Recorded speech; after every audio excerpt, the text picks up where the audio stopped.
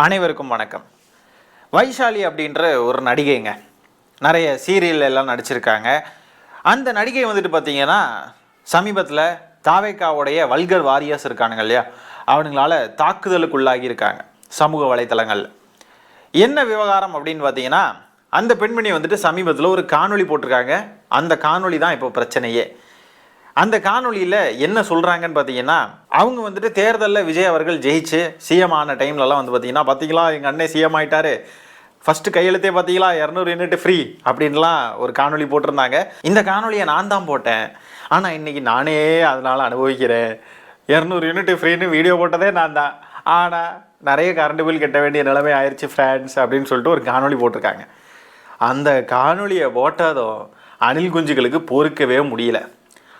இதே பெண்மணி தான், இதே வைஷாலின்ற இதே நடிகை தான் தாவேக்காவுக்கு வாக்கு கேட்டாங்க.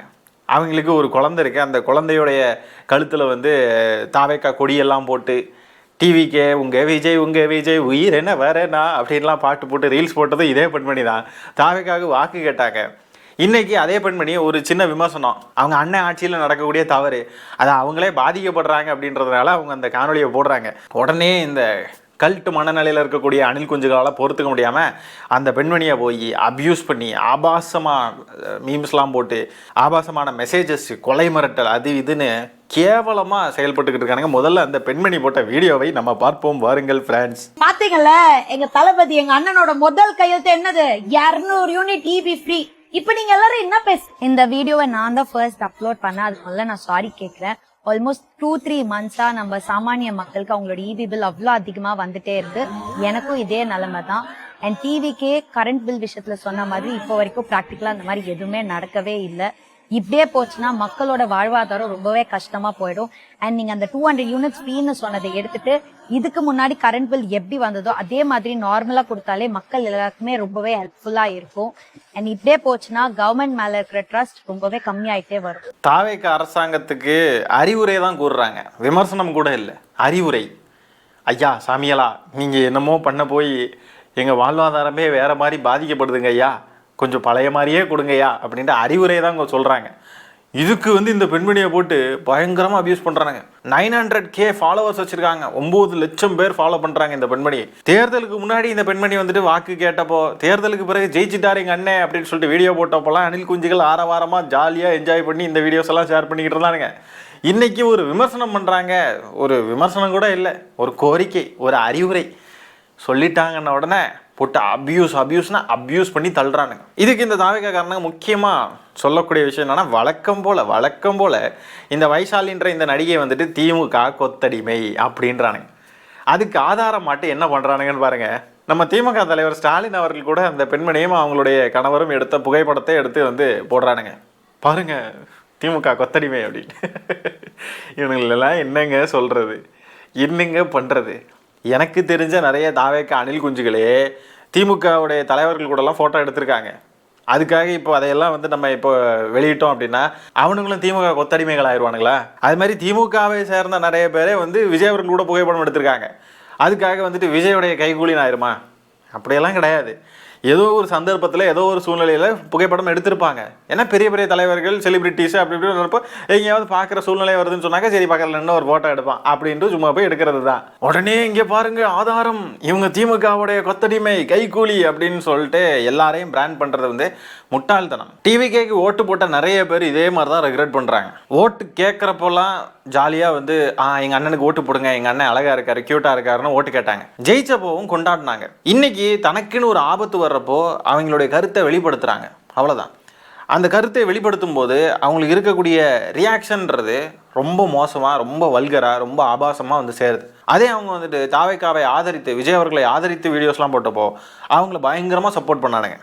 இப்போ இதில் பாருங்கள், இந்த பெண்மணி எதுவும் தவறாக கூட பேசலை. அவங்க ரியல் லைஃப்பில் ப்ராக்டிக்கலாக என்ன அனுபவிச்சாங்களோ, என்ன கஷ்டத்தை அனுபவிச்சாங்களோ அதை தெரிவிக்கிறாங்க. திமுக ஆட்சி காலத்தில் இப்படி ஒன்றும் இல்லை, தாவேக்க ஆட்சி காலத்தில் இப்படி நான் வந்து கஷ்டப்படுறேன், இப்படி ஒரு கஷ்டம் நேர்ந்துருச்சு அப்படின்ட்டு ஒரு கருத்தை தெரிவிக்கிறாங்க. இதை இந்த தாவேக்கா காரணங்களால் ஏற்றுக்க முடியலை. அப்போ இதே மாதிரி ஒருத்தரும் தெளிவடைகிறாங்க. தாவேக்காவுக்கு நம்ம ஒரு ரசிக மோகத்தில் நடிகனை பிடிக்குன்ற ஆசையில் வாக்களிச்சிட்டோம், அது தவறு, இது நம்ம லைஃபே இம்பேக்ட் பண்ணக்கூடிய விஷயமா இருக்குது அப்படின்றத இப்போ மெதுவாக புரிஞ்சுக்க ஆரம்பிக்கிறாங்க. இப்போ கூட சொத்து வரியை ஏற்றிட்டாங்க. கண்ணா பின்னாடி ஏறுது. அரையாண்டு காலத்தில் 1000 ரூபா 1500 ரூபா வந்தவங்களுக்குலாம் இப்போ அதே அரையாண்டு காலத்தில் 6000 ரூபா 7000 ரூபான்னு போயிட்டு இருக்கு. ஆகவே கண்ணா பின்னாடி எல்லாம் ஏறிக்கிட்டு இருக்கு. சொத்து வரி ஏறினால் வீட்டு வாடகைகளும் ஏறும். வாடகை வீடுகளில் இருந்துக்கிட்டு தாவைக்காக வாக்களித்தவர்கள் இருப்பாங்கல்ல, அனுபவிப்பாங்க. இனிமேல் வாடகையை ஏற்றுவாங்க, கண்ணா பின்னான்னு வாடகையை ஏற்றுவாங்க. கடைசியில் இம்பேக்ட் எங்கே இருக்க போகுது அப்படின்னா, சாமானிய மக்கள், ஏழை எளிய மக்கள்கிட்ட தான் அந்த இம்பேக்ட் இருக்க போகுது. அது கரண்ட் பில்லாக இருந்தாலும் சரி, வாடகையாக இருந்தாலும் சரி. சொத்து வரினா என்ன, ஓனர்ஸுக்கு மட்டும்தான் பிரச்சனையா? வாடகை வீடுகளில் இருக்கவங்களுக்குலாம் பயங்கரமாக வந்து இம்பாக்ட் பண்ண போகுது. ஏன்னா மாத கடைசியில் இப்போது 10,000 ரூபா வாடகை அப்படின்னு சொன்னாங்க, அதை பெரட்டி எடுத்து கொண்டு வந்து கொடுக்கறதுக்குள்ளேயே பெரும்பாடு பட்டுருவாங்க நிறைய மக்கள். மாதம் ஆரம்பிக்கும் போது 1 ரூபா கூட கையில் இல்லாமல் 100 ரூபாயும் 50 ரூபாயும் வச்சுட்டு வாழக்கூடியவங்க கூட நிறைய பேர் இருக்காங்க. அந்த மாதிரி நிலைமையில் இருக்கிறவங்களுக்குலாம் திடீர்னு வாடகை ஒரு 3000 ரூபா நாங்கள் கூட்டுறோம், 2000 ரூபாயை கூட்டுறோம் அப்படின்னு சொன்னால், நீங்கள் இனிமேல் அடுத்த மாதத்துலேருந்து 12,000 ரூபா தரணும் அப்படின்னு சொன்னாங்கன்னா, ஐயோ அப்படின்னு சொல்லிட்டு திணறி போய் யோசிப்பாங்க பாருங்க. தாவைக்காக வாக்களிச்சவங்க இருப்பாங்க பாருங்க. இனிமே தான் மெதுவாக தெளிய வரும். ஹேங் ஓவர்லாம் முடிஞ்சு இனிமே தான் தெளிய ஆரம்பிக்கும் எல்லாமே. அடித்தது போதுண்டா, ஆஃப் பண்ணுடா, குவிட் பண்ணுடா அப்படின்ட்டு நம்ம இனிமேல் அறிவுரை கூற வேண்டியது தான் இருக்கும் எல்லாருக்கும். நல்லா இருந்துச்சா மாற்றம், நல்லா விசிலுக்கு குத்துனீங்கல்ல மாற்றம் நல்லா இருந்துச்சா அப்படின்ட்டு எல்லாரையும் நம்ம கேட்கலாம். ஆனால் இதில் சோகம் என்னென்னா, நம்மளும் சேர்ந்து தான் பாதிக்கப்பட போகிறோம். கரண்ட் பில்லாக இருந்தால் என்ன, சொத்து வரியாக இருந்தா எல்லாத்துலேயும் நம்மளும் தான் பாதிக்கப்பட போகிறோம். என்னென்ன கொடுமையெல்லாம் அனுபவிக்கணுமோ. திமுக ஆட்சியில் இருந்த வரைக்கும் இப்படியெல்லாம் கூட நம்ம டிஸ்கஸ் பண்ணது இல்லைங்க. இப்போல்லாம் டிஸ்கஷன்ஸ் எப்படி இருக்குன்னு பார்த்தீங்கன்னா, உங்களுக்கு உங்கள் வீட்டு ஓனர் வந்து காசை ஏற்றிருக்காங்களா, ரெண்ட்டை ஏற்றிருக்காங்களா, இல்லைனா ஓனர்ஸுக்குள்ளே பேசுகிறாங்க அப்படின்னு சொன்னாக்க, நீங்கள் உங்கள் டெனண்ட்டுக்கிட்ட நீங்கள் வாடகை ஏற்றி கேட்டிருக்கீங்களா இல்லையா அப்படின்ற மாதிரிலாம் தான் டிஸ்கஷன்ஸ் இப்போ போயிட்டுருக்கு. அந்த அளவுக்கு வந்து நாடு போய்கிட்டு இருக்கு பார்த்துக்கோங்க. திமுக ஆட்சி காலத்தில் இப்படிப்பட்ட டிஸ்கஷன்ஸ், இப்படிப்பட்ட கான்வர்சேஷன்ஸே இருந்தது கிடையாது. இன்னைக்கு இருக்குதுன்னா இதுதான் மாற்றம். இப்போ இந்த பெண்மணி தாவைக்காவிற்காக வாக்கு கேட்டப்போ 9 லட்சம் ஃபாலோவர்ஸ் இருந்துச்சு. அன்னைக்கெல்லாம் இந்த தாவைக்காரனுங்க அந்த பெண்மணியை நல்லா யூஸ் பண்ணிக்கிட்டானுங்க. நல்லா வந்து அவங்கள வந்து வாக்கு கேட்குறது எப்படியெல்லாம் வந்துட்டு அவங்க வீடியோஸ் போடுறதெல்லாம் அப்படியே என்கரேஜ் பண்ணி அதை ஷேர் பண்ணி அது இதுன்னு பண்ணி பயங்கரமாக இது பண்ணிக்கிட்டு இருந்தாங்க. இன்றைக்கி அதே பெண்மணியை அவங்க இனிமேல் தேவையில்லை அப்படின்னு சொல்லிட்டு அவங்கள வந்து அப்யூஸ் பண்ணி அவ்வளோ ஆபாசமாக பேசுகிறாங்க. ஒரே ஒரு கருத்தை தெரிவித்ததுக்கு. தாவேக்கா வெற்றி பெற்றிருக்கிறது அப்படின்றது அது வெற்றி பெற்றது கிடையாது, வெற்றி பெறக்கூடிய சூழ்நிலை தான் இருந்துச்சு. ஆக்சுவலான வெற்றி அது கிடையாது. மக்கள் மனதில் ஆழமாக அரசியல் போய் சேர்ந்து, அவங்களுடைய கொள்கை போய் சேர்ந்து, அவங்களுடைய ஐடியாலஜிஸ், அவங்க என்ன செய்ய போகிறாங்க, ஆக்சுவலாக களத்தில் என்ன செய்ய போகிறாங்க, கவர்னன்ஸில் என்ன செய்ய போகிறாங்க, ஐடியாலஜிக்கல் வைஸ் எப்படி பிஹேவ் பண்ண போகிறாங்க, இந்த மாதிரிப்பட்ட விஷயங்களெல்லாம் மக்கள் அறிஞ்சு தெரிஞ்சு இவங்களுடைய நிலைப்பாடுகள் எல்லாம் புரிஞ்செல்லாம் மக்கள் வாக்களிக்கலை. விஜய் அவர்களுக்கு இருந்த அந்த சினிமா கவர்ச்சின்றது தான் கரெக்டான வார்த்தை. அந்த கவர்ச்சி, அந்த ரசிக மோகம், இதில் எல்லாம் தான் வாக்களித்தாங்க. அந்த ரசிக மோகம்ன்றது அவங்களுக்கு ஒரு அடித்தளமாக இருந்துச்சு. ஈஸியாக வந்து மேனிப்புலேட் பண்ண முடிஞ்சது எல்லாரையுமே. இந்த மாதிரி பெரிய பெரிய இன்ஃப்ளூயன்சர்ஸு, நிறைய ஃபாலோவர்ஸ் இருக்கக்கூடியவங்களெல்லாம் வச்சு பயங்கரமாக இன்ஃப்ளூயன்ஸ் பண்ணாங்க. சில பேர் தன்னெழுச்சியாக கூட பண்ணினாங்க. எல்லாரும் பயங்கரமாக இன்ஃப்ளூயன்ஸ் பண்ணி நிறைய வாக்குகளை வர வச்சுட்டாங்க. இதுதான் ஆக்சுவலாக நடந்தது. அந்த வெற்றி பெறக்கூடிய சூழ்நிலை தான் இருந்துச்சு. ஆக்சுவலான வெற்றி இது கிடையாது. அப்போது இந்த வெற்றி பெறக்கூடிய சூழ்நிலையுமே இனிமேல் மாறும். இப்படி ஒருத்தராக தெளிவு பெற ஆரம்பிப்பாங்க. கலைஞர் அவர்கள் சொல்லியிருக்காங்க, அடிக்கிற காற்றுல காகிதமும் பறக்கும், பறவையும் பறக்கும். காற்று நின்னதுக்கு பிறகு தான் தெரிய வரும் பறவை எது, காகிதம் எதுன்றது. காகிதம் வந்து காற்றடிக்கிறப்ப ஆட்டோமேட்டிக்காக பறந்துடும்.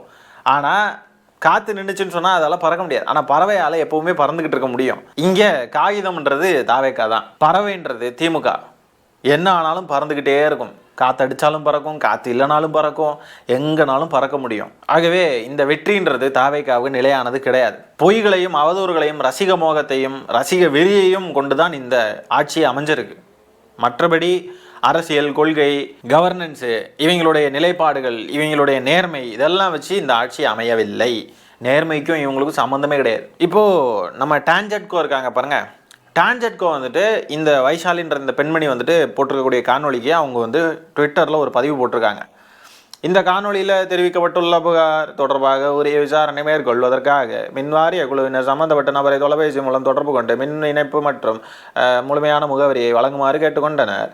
அதுக்கு அந்த நபர் வந்து எல்லாத்தையும் சொல்லிட்டு அழைப்பை துண்டிச்சுட்டாங்க அப்படி இப்படின்னு சொல்லிட்டு ஒரு பதிவு. அதில் கடைசியாக பார்த்தீங்கன்னா, உண்மை நிலவரம் என்னென்னு தெரியாமல் இந்த விவகாரத்தில் தேவையில்லாமல் வதந்தி அது இதுன்னு யாரும் பரப்பாதீங்க அப்படின்னு சொல்லி கேட்டுக்கிறோம் அப்படின்னு சொல்லிட்டு போட்டிருக்காங்க. இப்போ இதில் இந்த பெண்மணி இருக்காங்களே, அந்த வைஷாலின்ற பெண்மணி, அவங்க வந்து ஒரு ஸ்டோரி போட்டிருக்காங்க இன்ஸ்டாகிராமில். நீங்கள் என்னை காண்டாக்ட் பண்ணலாம் டான்ஜெட்கோ, நீங்கள் காண்டாக்ட் பண்ணுங்கள், நான் உங்களுக்கான உரிய விளக்கத்தை எல்லாம் கொடுக்குறேன், எனக்கு கொஞ்சம் இந்த விஷயத்தை வந்து விசாரித்து எனக்கு இது பண்ணுங்கள் அப்படின்னு சொல்லிட்டு அந்த பெண்மணி வந்து போட்டுட்டாங்க. இந்த டான்ஜெட்கோ தான் இன்னும் காண்டாக்ட் பண்ணாமல் இருக்காங்க அவங்கள. இப்போ இந்த டான்ஜெட்கோ இவங்க போட்டிருக்கிற பதிவை பாருங்கள், மிரட்டும் தொனியில் இருக்குது, மிரட்டும் தொனியில். இந்த டான்ஜெட்கோ இப்போ வந்து என்ன சொல்ல வராங்க, இது வந்துட்டு ஒரு பொய்ன்னு சொல்கிறாங்க. அந்த பெண்மணிக்கிட்ட எதுவுமே விசாரிக்கலை, இன்னும் விசாரிக்கலை அப்படின்றத டான்ஜெட்கோ அவங்க பதிவில் தெரிவிக்கிறாங்க. விசாரிக்கவே இல்லை என்றால் அது எப்படி ஒரு பொய் என்ற ஒரு முடிவுக்கு வந்தாங்க? அது பொய் எப்படின்னா, நீங்கள் விசாரிச்சுட்டு அதில் என்ன இருக்குது என்ன எதுன்றதெல்லாம் பார்த்துட்டு நீங்கள் பொய்ன்னு சொல்கிறீங்கன்னா அதில் ஒரு லாஜிக் இருக்குது. விசாரிக்காமலே பொய்னா அப்போது இது வந்து விசில். அந்த பெண்மணிக்கிட்ட போய் இவங்க விசாரித்த டைம் இருக்குது பாருங்கள், எப்போ தெரியுமா விசாரிச்சிருக்காங்க? விசாரிக்கிறதுக்கு கால் பண்ணது அவங்க ஃபோன் பண்ணாங்க, ஃபோன் பண்ணிவிட்டு கட் பண்ணிட்டாங்க, அதுக்கப்புறம் திருப்பி எதுவுமே இது வரல அது வரலன்னு சொல்லியிருக்காங்கல்ல, அது எப்போன்னு பார்த்தீங்கன்னா நைட்டு 10 மணிக்கு மேலே கால் பண்ணி தொந்தரவு பண்ணியிருக்காங்க. ஒரு மாதிரி எச்சரிக்கும் விதமாக பேசியிருக்காங்க, மிரட்டல் விடுக்கிற மாதிரி பேசியிருக்காங்க. என்னமோ நடுராத்திரியில் அப்படியே உடனே உண்மையை கண்டுபிடிச்சி எல்லாத்தையும் சொல்ல போகிற மாதிரி. இவங்களுடைய நோக்கம் வந்து உண்மையை கண்டுபிடிக்கிறது கிடையாது, மிரட்டணும். That's it your honour. Vijay அவர்களுடைய முழுநேர ரசிகையாக இருந்தவருக்கே இந்த நிலைமை அப்படின்னா இப்போ சாதாரண பொதுமக்களுடைய நிலைமை என்னவாக இருக்குங்கய்யா? நாளைக்கு தாவேக்கா ரசிகைகள் யாராக இருந்தாலும் சரி, அவங்களும் இதே மாதிரி ஏதாவது கருத்து தெரிவித்தாங்கன்னா அவங்களுக்கும் இதே நிலைமை தான். நாங்கள் பாதிக்கப்பட்டுட்டோம் ஃப்ரெண்ட்ஸ், அண்ணன் ஆட்சியில் நாங்களே பாதிக்கப்பட்டுட்டோம் கைஸ், கொஞ்சம் தயவு கூர்ந்து நான் பாதிக்கப்பட்ட விஷயத்த கொஞ்சம் ரெக்டிஃபை பண்ணி கொடுங்கங்கய்யா அப்படின்லாம் ஏதாவது கேட்டாங்கன்னா அவ்வளோதான், நீ திமுக கிட்ட காசு வாங்கிட்ட அப்படின்னு பிராண்ட் பண்ணி அவங்கள முத்திரை குத்தி, அவங்க பொய் சொல்கிறாங்க, அவங்க ஏமாத்துறாங்க, அது இதுன்னு முத்திரை குத்தி அவங்கள அப்படியே தூக்கி ஒதுக்கி வச்சுருவாங்க. இந்த பெண்மணியை வந்து விமர்சனம் பண்ணி நானே காணொலியெலாம் போட்டிருக்கேன். உண்மையாலுமே ஜென்யூனாகவே தாவேக்காவுக்கு சப்போர்ட் பண்ணி வீடியோ போட்டாங்க. தமிழங்குடி தலைமைங்குடி தருமங்குடி தலைமைங்குடி வீரக்குடி விஜயக்குடின்னு பாட்டெல்லாம் போட்டு இதெல்லாம் பயங்கரமாக சப்போர்ட் பண்ணிக்கிட்டு இருந்தாங்க. நம்மளே சில விஷயங்கள்லாம் ட்ரோல் பண்ணியிருக்கோம் அவங்க பண்ண விஷயங்கள் எல்லாம். அந்த மாதிரி இருந்த ஒரு பெண்மணி அவங்களுக்கே இந்த நிலைமை. தாவேக்காக்காரர்களுக்கு அவனுங்கள மாதிரியே அறிவில்லாமல் தற்கொலையாகவே என்னாலும் இருக்கணும், ஒருத்தர் கூட தெரிஞ்சிடக்கூடாது. யாராவது அவனுங்களுக்கு தெளிவாக தெரிஞ்சாங்க அப்படின்னா ஆமாம் நீ பெரிய இன்டலெக்சுவல் புளுத்தி அப்படின்றவானுங்க.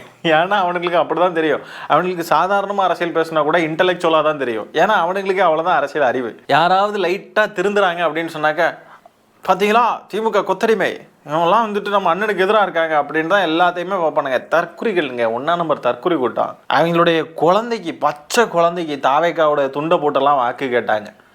எவ்வளோ நம்பிக்கை இருந்திருந்தா அவங்க இதெல்லாம் செஞ்சுருப்பாங்க? சும்மாலாம் செஞ்சுருக்க வாய்ப்பு இல்லைல்ல, நம்பிக்கையில் ஆசைப்பட்டு தானே இதெல்லாம் செஞ்சுருப்பாங்க. அப்படிப்பட்ட ஒரு பெண்மணியை கூட விட மாட்டேங்கிறானுங்க, அப்படி போட்டு அப்யூஸ் பண்ணுறானுங்க. இதுதான் தாவேக்காரர்களுடைய லட்சணம். எவ்வளோ அப்யூஸ், எவ்வளோ மோசமாக பிஹேவ் பண்ணுவானுங்கிறது நம்ம பல இடங்களில் பார்த்துருக்கோம். இந்த வைஷ்ணவின்ற சகோதரி அவங்களெல்லாம் என்ன பாடுபடுத்துறானுங்க தாவேக்காலேருந்து திமுக வந்துட்டாங்கன்னு. இதே மாதிரி தான் யாராவது தெளிஞ்சிட்டாங்க, யாராவது கொஞ்சம் வந்து சரியாக நடந்துக்கிறாங்க அப்படின்னு சொன்னாக்கே இவனுங்களுக்கு வந்து பொறுத்துக்க முடியாது. இதுக்கு விளக்கம் கொடுத்து கூட ஒரு வீடியோ போட்டிருக்காங்க இந்த வைஷாலின்ற ஆக்ட்ரஸு. அந்த காணொலியில் லைட்டாக சில விஷயங்களை பார்ப்போம் பாருங்கள். நெஞ்ச தொட்டு சொல்லுங்கள். ஓகே, மேபி அந்த 200 500 யூனிட்ஸ்குள்ளே யூஸ் பண்ணுறவங்களுக்கு 200 offer. Okay, well and good. நிறைய உங்கள் ஃப்ரெண்ட்ஸ் அண்ட் ஃபேமிலிஸ் வெளியே சும்மா கேட்டு பாருங்க. 10ல் மேபி 6 பேருக்கு கம்மியாக இருக்கலாம், ஆனால் அந்த 4 பேருக்கு அதிகமாக தான் இருக்குன்றாங்க. அந்த 4 பேருக்காக தான் நாங்கள் பேசுகிறோம். அந்த 6 பேருக்கு வந்து அடுத்தாட்டி அதிகமாக வரணும்னு எங்கள் இன்டென்ஷனே கிடையாது. அந்த 4 பேருக்கு வந்து அதிகமாக இப்போ இதெல்லாம் விளக்கம் சொல்லி வேறு ஒரு வீடியோ போட வச்சுட்டாங்க. இனிமேல் சீக்கிரமாக மன்னிப்பு வீடியோ கூட போட வச்சுறாங்க. விஜய் அவர்களை எதிர்த்து பேசுனது தவறு தான், எங்களை மன்னிச்சிருங்க அப்படின்னு வீடியோ கூட போட வச்சுறாங்க. மிரட்டல், அவ்வளோ மிரட்டல் அவங்களுக்கு போகுது. இப்போ இந்த விளக்கம் கொடுத்து ஒரு வீடியோ போட்டாங்கல்ல, அந்த வீடியோவில் பார்த்தீங்கன்னா அவங்க பில்லு கட்டினது இருக்குல்ல ஜிபேயில், அவங்க இது வரைக்கும் எவ்வளோலாம் கட்டியிருக்காங்க அப்படின்றத அவங்க வீடியோவில் காட்டியிருக்காங்க. அந்த வீடியோவில் பார்த்தீங்கன்னா 37,400 ரூபா கிட்ட நம்ம பே பண்ணியிருக்காங்கன்ற மாதிரி இருக்குது. ஏற்கனவே பே பண்ணியிருக்காங்க திமுக ஆட்சி காலத்தில் அப்படின்ற மாதிரி அந்த பேமெண்ட் ஹிஸ்ட்ரியில் இருக்குது. இந்த 37,000 ரூபா எதுக்காக கட்டுனாங்க அப்படின்றதையும் அவங்க அந்த காணொலியிலேயே விளக்கிட்டாங்க.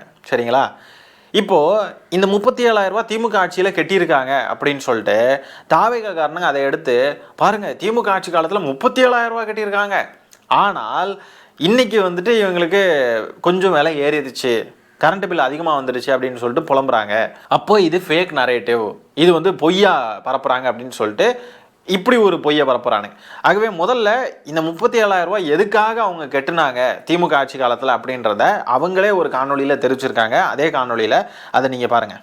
இன்னொன்னா இந்த 37413 வந்து ஏதோ ஒரு சேஞ்ச் பண்றாங்க. அந்த சேஞ்ச் இவங்க எதுக்கு இபில எங்க அபார்ட்மெண்ட்ல வந்துட்டு எல்லாருக்கும் சேஞ்ச் பண்ணணும் யூனிட், அதனால மீட்டர் மாத்துறோம். ஸோ அதனால பழைய மீட்டர்ல வந்து கொஞ்சம் காசெல்லாம் வந்து கம்மியா வந்திருக்கு, அதெல்லாம் கால்குலேட் பண்ணி ஃபுல் ஒரு 1 இயர்க்கான மொத்த அமௌண்ட் அதை பே பண்ண சொல்லி கேட்டிருந்தாங்க. Okay done. ஸோ அந்த எக்ஸ்பிளனேஷனுக்காக இந்த அங்கே கம்மியாக வந்தது, இப்போ ஐ மீன் அங்கே வந்து கம்மியாக வந்திருக்கு, நீங்கள் எக்ஸ்ட்ரா பே பண்ணணும்னு சொன்னாங்க, இது பே பண்ணோம். ஓகேங்களா? நெக்ஸ்ட் பாருங்க, ஜூன் மந்த் வந்து திருப்பி 12,000 ஐ மீன் 11,000. அப்போ இங்க பாருங்க, இதுல பொய்யை மறைக்கிறதுக்கு இன்னொரு பொய்யை தாவிக காரணங்க பரப்புறானுங்க. அந்த 37,000 சொச்சோன்றது அவங்க மார்ச் மாசத்துக்கான காசு மட்டும் அவங்க கெட்டல. அவங்களுடைய அபார்ட்மெண்ட்ல இந்த மின் இணைப்புல இருந்த பிரச்சனைக்காக அவங்களுக்கு அந்த அளவீட்டில எல்லாம் பிரச்சனைகள் இருக்கும்ல, அது கடந்த ஒரு வருஷமா அவங்களுக்கு என்னெல்லாம் பேலன்ஸ் இருந்துச்சோ அதெல்லாம் கழிச்சு போக ஒட்டுமொத்தமா ஒரு வருஷத்துக்கான காசை எக்ஸ்ட்ராவா பே பண்ணியிருக்காங்க. அது ஏன்றதே அவங்க தெளிவாக சொல்லிட்டாங்க. இந்த பழைய மீட்டர் புது மீட்டர் அது இதுன்னு சொல்லிட்டுலாம் பிரச்சனைகள் போயிட்டு இருக்குல்ல, நம்ம கூட பார்த்துருப்போம். இந்த பழைய மீட்டர் புது மீட்டர் வைக்கிறதுலாம் வந்துட்டு நிறைய இஷ்யூஸ் போயிட்டு இருந்துச்சு. அந்த டைம்லலாம் அவங்க வந்துட்டு கம்மியாக பே பண்ணியிருப்பாங்க, 2 மாசத்துக்கு ஒரு தடவை அந்த மாதிரிலாம் கம்மியாக பே பண்ணியிருப்பாங்க. மார்ச் மாசத்துல ஒட்டுமொத்தமாக எல்லாத்தையும் சேர்த்து அந்த ஒரு வருஷத்துக்கான எக்ஸஸ் அமௌண்ட்டை பே பண்ண சொல்லியிருக்காங்க, அதை மட்டும் பே பண்ணியிருக்காங்க. That's it. அந்த 37,000 வந்ததுக்கு பிறகு இப்போ வந்திருக்க 2 மாசமும் பார்த்தீங்கன்னா 12,000 11,000 அந்த மாதிரி ரேஞ்சில் வந்திருக்கு. அதை அவங்க வந்து எடுத்து போடுறாங்க. அப்போ இவனுக்கு என்ன பண்ணுறானுங்க பாருங்க, மார்ச் மாதம்லாம் திமுக ஆட்சி காலத்தில் 37,000 வந்திருக்கு, அதையே அவங்க ஒன்றும் சொல்லலை, ஆனால் இப்போ தான் கம்மியாக இருக்குது, இதை இவங்க வந்து குறை சொல்கிறாங்க அப்படின்றானுங்க. யாராவது 2 மாசத்துல 37,000 ரூபாய்க்கு யூஸ் பண்ண முடியுமா கரண்ட் பில்லு? அந்த அளவுக்கு என்ன யூஸ் பண்ண முடியும்? ரொம்ப பெரிய பெரிய பணக்காரங்க, ரொம்ப லக்ஸூரியஸாக வாழ்கிறவங்களுக்கே அவ்வளோ வருமானன்றதே தெரியல, அவ்வளோ வருமானன்றதே தெரியல. அப்படின்னா இவங்க ஒரு அப்பார்ட்மெண்ட்டில் வாழ்கிறாங்க, அப்பார்ட்மெண்ட்டில் வாழ்கிறவங்க எப்படி 2 மாதத்தில் 37,000 ரூபா யூஸ் பண்ண முடியும்? அப்போது அது வந்து வேறு ஏதோ கால்குலேஷன் இருக்குன்றது தெளிவாக நமக்கு தெரியுது.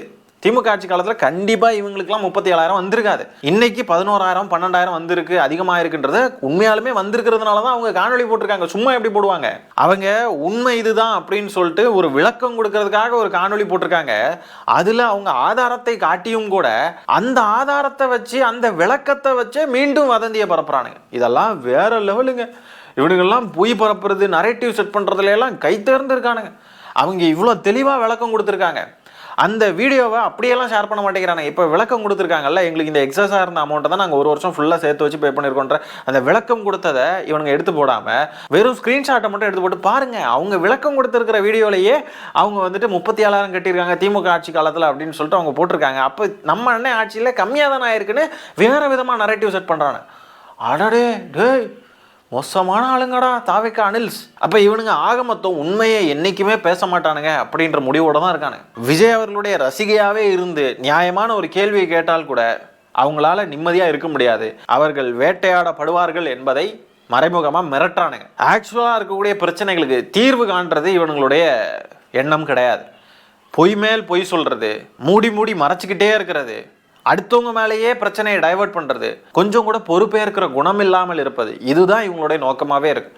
எதுக்குமே அக்கௌண்டபிலிட்டி எடுக்க மாட்டோம், நாங்கள் தீர்வை நோக்கி போக மாட்டோம், எப்பவுமே நாங்கள் நரேட்டிவ் செட் பண்ணுறது மட்டும் தான் நாங்கள் வந்து தீர்வாக வச்சுருப்போம், நாங்கள் நரேட்டிவ் செட் பண்ணி தான் ஜெயித்தோம், ஆகவே நாங்கள் எப்பவுமே நரேட்டிவ்ஸ் மட்டும் தான் செட் பண்ணிக்கிட்டு இருப்போன்ற எண்ணத்தோடையே தான் இருக்காங்க. இந்த ஆட்சியில் விஜய் அவர்களை எதிர்த்து கேள்வி கேட்கவோ விமர்சனம் பண்ணவோ நியாயமான கோரிக்கைகளை வைப்பதோ இதெல்லாம் வந்துட்டு வாய்ப்பே இல்லை, நடக்கவே நடக்காது. அது விஜய் அவர்களுடைய ரசிகர்களாகவே இருந்தாலும் சரி, யாருமே அவரை எதிர்த்து ஒரு கேள்வி கூட கேட்கக்கூடாது, எதிர்த்து கூட கிடையாது.